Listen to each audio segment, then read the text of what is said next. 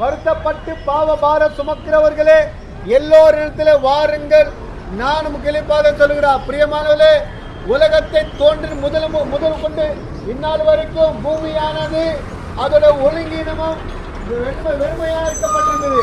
அன்பானவர்களே, ஆண்டவர் இயேசு கிறிஸ்து இந்த பூமி எல்லாவற்றையும் வேறுபிடித்தார். மனிதனை உண்டாக்கினார், மனிதனுக்கு எல்லாவற்றையும் படைத்து கொடுத்தார். ஆனா மனிதனோ பாவம் செய்து தேவன் விட்டு தூரமா போயிட்டார்.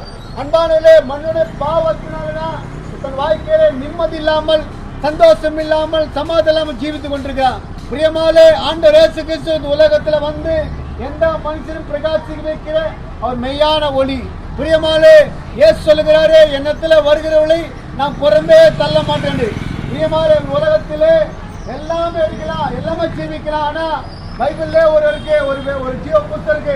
அந்த புஸ்தகத்திலே உன்னுடைய பேர் ஏதாவது போயிட்டாக்கா நீ நரகத்துக்கு கண்டிப்பா போவாய். நீ நரகத்தை தப்பித்துக் கொள்ள ஒரே வழி இயேசு கிறிஸ்து மாத்திரம்தான்.